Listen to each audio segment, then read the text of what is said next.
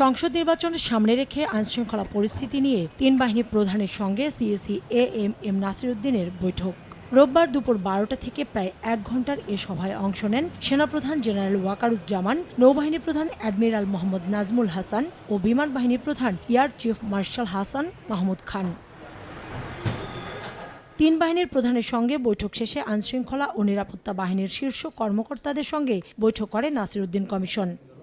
2 ঘণ্টা বৈঠক শেষে বিভিন্ন বাহিনীর প্রতিনিধিদের নিয়ে ব্রিফিং করেন নির্বাচন কমিশনার আবুল ফজল মোহাম্মদ সানাউল্লাহ। ওসমান হাদিকে হত্যার ঘটনায় নির্বাচনের প্রভাব পড়ার কথা স্বীকার করেন তিনি। সার্বিকভাবে যদি আমরা বলি, আইন শৃঙ্খলা পরিস্থিতি নিয়ন্ত্রণে অবশ্যই আছে। বড় উৎসবের সময় একটা দুর্ঘটনা ঘটে গেল, তখন কি উৎসবের আমেজ ব্যাহত হয় না? আমাদের তো তাই হয়েছে জাতীয়ভাবে, শহীদ ওসমান হাদির হত্যাকাণ্ডটা। যারা আমাদের উৎসবের পরিবেশকে বিঘ্নিত করতে চান তারা ব্যর্থ হবে, উৎসবের পরিবেশ ফেরত আসবে।